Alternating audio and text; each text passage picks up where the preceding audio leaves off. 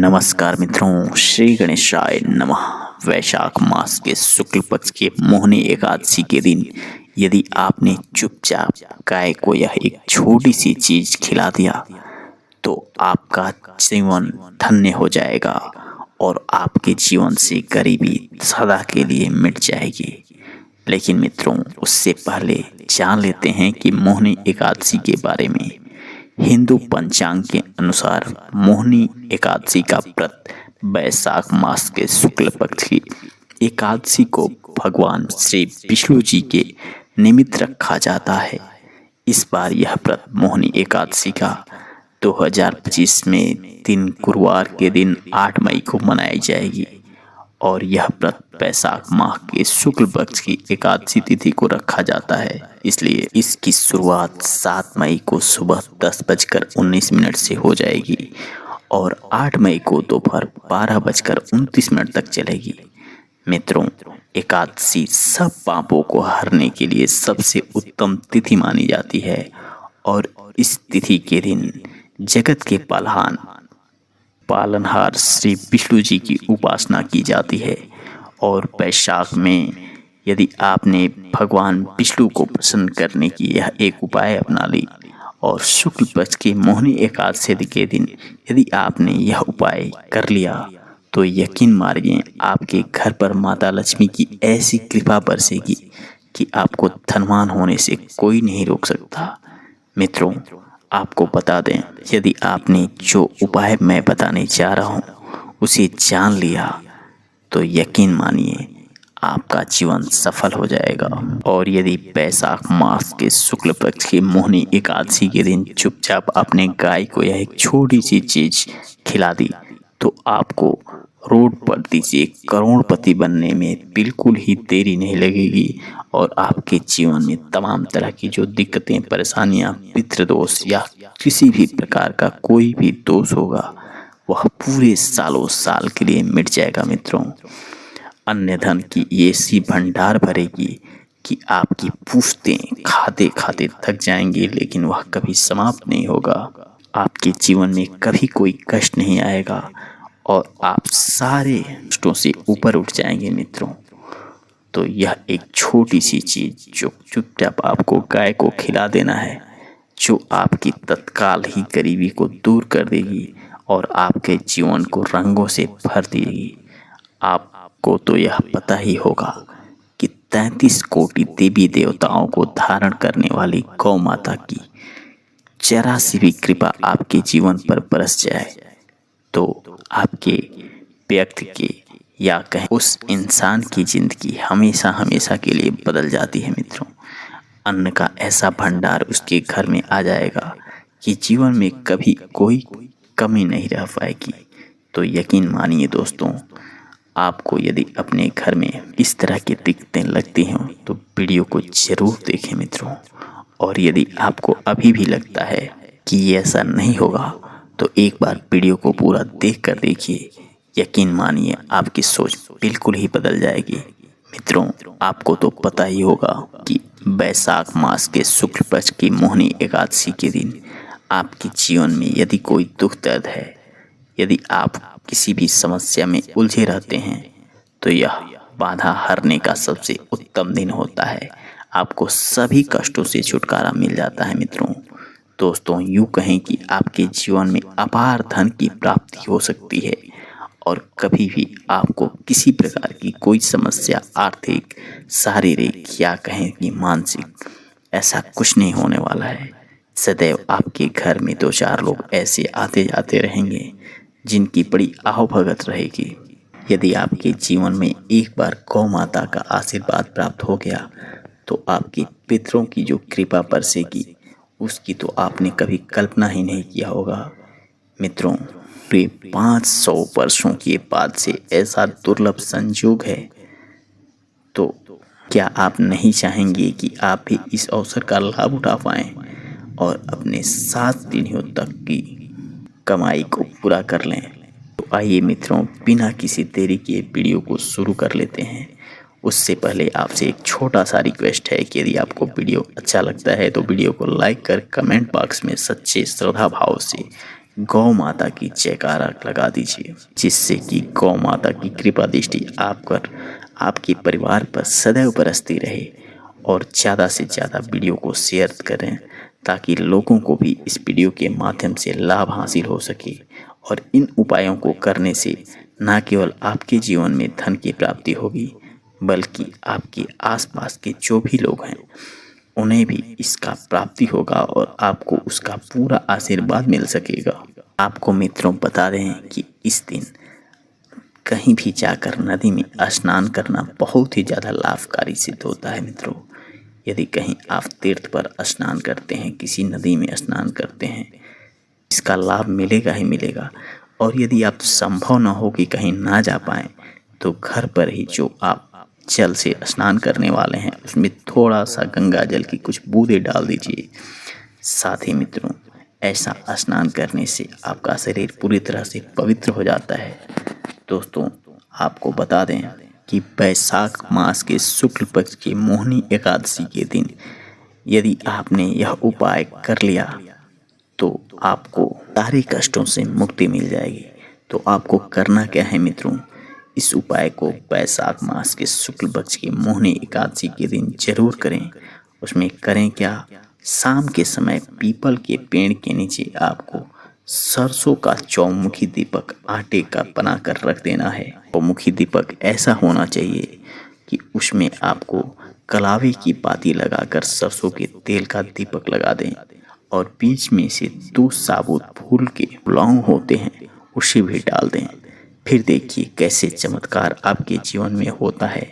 शाम के समय चलाकर उसे छोड़ दें और वहाँ पर आपकी जो भी मनोकामना हो वह मांग लें। साथ ही साथ मित्रों, आपकी मनोकामना मात्र 31 दिनों के अंदर ही पूर्ण हो जाएगी। इस बार का जो वैशाख माह के शुक्ल पक्ष की मोहिनी एकादशी है, इस पर आपको यह उपाय जरूर करना चाहिए मित्रों। बहुत ही आपने उपाय किया होगा लेकिन आपको फल की प्राप्ति नहीं होगी, लेकिन आज का जो उपाय है यदि आप कर लेते हैं तो निश्चित रहिए कि आपको फल की प्राप्ति जरूर होगी। कि आपने इस दिन गाय से जुड़े कौन कौन से उपाय हैं और गाय को क्या खिलाना चाहिए जिससे कि गौ माता का आशीर्वाद आपके घर पर आप पर पड़े। इसके लिए मित्रों, आपको यह वीडियो पूरा जरूर देखना चाहिए। मोहिनी एकादशी से आपको लाभ शुरू हो जाता है, क्योंकि सनातन परंपरा में गाय, गंगा और गायत्री का बहुत ज़्यादा धार्मिक महत्व है। मान्यता है कि गौ माता के शरीर पर 33 कोटि देवी देवताओं का वास होता है और गौ माता की पूजा करने के बाद किसी भी प्रकार की कोई भी कष्ट आपके जीवन पर नहीं आती है और समस्त देवी देवताओं की कृपा आप पर बरसती रहती है। ना सिर्फ इस जन्म में बल्कि आने वाले पूरे जो भी आप जन्म लेंगे उसमें भी आपको दोष से मुक्ति मिल जाती है। मित्रों, गौ माता का आशीर्वाद पाने के लिए आपको अपने पूरे परिवार के साथ एक बार निश्चित नियम बनाकर गौशाला जरूर जाना चाहिए और वहाँ गायों को हरा चारा खिलाएं। अपने घर से कुछ रोटी बनवा कर ले जाएं, उसे भी खिलाएं।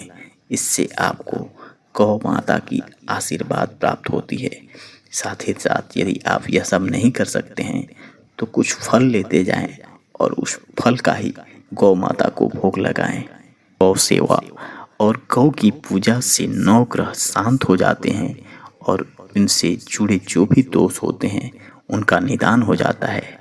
ध्यान रखें कि गर्मियों में गाय को गुड़ ना खिलाएं। 30 कोटि देवी देवताओं को अपने शरीर पर धारण करने वाली गौ माता के जुड़े कुछ शुभ और अशुभ संकेत भी होते हैं। मसलन गाय का दूध दूहते समय यदि गाय ठोकर मार दे और सारा दूध बिखर जाए तो आपको कभी भी अपशगुन हो सकता है मित्रों। यदि भक्तों यात्रा पर आप निकल रहे हैं और गाय अपने बछड़े को दूध पिलाती हुई सामने आ जाए तो निश्चित रूप से आपका यात्रा सफल होगा और आप उस यात्रा पर निकले हैं वह कार्य जरूर पूर्ण होगा। साथ ही साथ यात्रा पर जाते समय कई बार गाय की आवाज़ आना और रात्रि में गाय की हुंकार करना भी बहुत ही ज़्यादा शुभ माना जाता है। भक्तों, साथ ही साथ आपको मैं ये भी बता दूं कि गाय के साथ आपको भूल कर भी दुराचार नहीं करना चाहिए। नहीं तो आपको घोर पाप की प्राप्ति होती है और जीवन में तमाम तरह की परेशानियां बनी रहती हैं। हाँ भक्तों, गाय को राष्ट्रीय पशु बनाया जाया है और इन्हें हमारे संस्कृति में विशेष दर्जा भी दिया गया है। आज भी आप बहुत से ऐसे लोगों को देखते होंगे जो गायों को मारते हैं, पीटते हैं, भगाते हैं, डंडा मारते हैं, पत्थर मारते हैं, लेकिन वह यह भूल जाते हैं कि जिस गौ माता को वह मार रहे हैं उनके ऊपर 33 कोटि देवी देवताओं का वास है और वह अपने लिए बहुत ही बड़ा कुआं खोद लेते हैं। शास्त्रों में गाय को माता का दर्जा दिया गया है। गाय को मारने वाला माता को मारने पीटने वाले के समान पाप का भागीदार समझा जाता है और उसे नरक भोग की प्राप्ति होती है और उसे तमाम तरह की यातनाएं सहनी पड़ती हैं। साथ ही साथ अगले जन्म में वह पशु योनि में जन्म मिलती है। और यह आपको पता ही होगा कि एक बार गौतम मुनि ने गलती से गाय को डंडा मार दिया था, जिससे गाय की मृत्यु हो गई और इस पाप से मुक्ति पाने के लिए इन्हें वर्षों तक तपस्या करनी पड़ी। भगवान श्री कृष्ण जी ने बैल के स्वरूप में आकर वृद्धाश्रम का वध कर दिया था और इससे इसी के लिए भगवान श्री कृष्ण को संपूर्ण तीर्थों को एक कुंड में बुलाना पड़ा और इस कुंड में स्नान से वह पाप मुक्त हुए थे। भक्तों, हमेशा ध्यान रखें कि पानी पी रही गाय को मारते या भगाना नहीं चाहिए, तो आप घोर पाप के भागीदार बन जाएंगे और आपको नरक योनि की प्राप्ति होगी। मित्रों, आज हमारे समाज में कुछ ऐसे भी लोग हैं जो बाहर भटक रही गायों के लिए बाहर पानी पीने का प्याऊ बनवाते हैं और चारा भी बनवाते हैं। वह बहुत ही ज़्यादा भाग्यवान होते हैं और ऐसे लोग का जो भी पाप होता है वह पुण्य में बदल जाता है और वह स्वर्ग की प्राप्ति करते हैं। मित्रों, ऐसा कहा गया है कि जहाँ भी गौ माता रहती हैं वहाँ से नकारात्मक ऊर्जा बिल्कुल ही गायब हो जाती है और सकारात्मक ऊर्जा आने लगती है।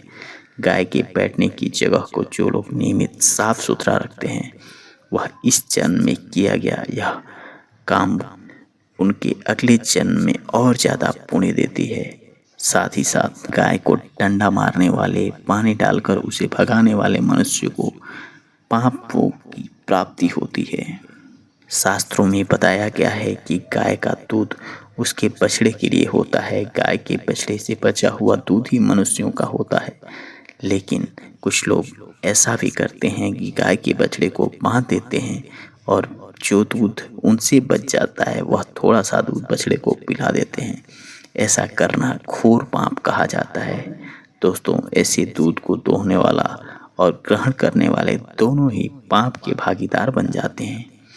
दोस्तों, साथ ही साथ शास्त्रों में कहा गया है कि गौसल मतलब गाय और बैल की पीठ पर नहीं बैठना चाहिए। इनकी पीठ पर बैठने से महापाप लगता है। ऐसे लोगों को नरक की यातनाएं भोगनी पड़ती है। एकमात्र देवों के अंश के रूप में उत्पन्न नदी की गोवंशीय है, जिस दिन स्वयं महादेव और महादेवी गाय माता की सवारी करती हैं, क्योंकि नंदी ने स्वयं अपनी इच्छा से महादेवी की सवारी बनना स्वीकार किया था।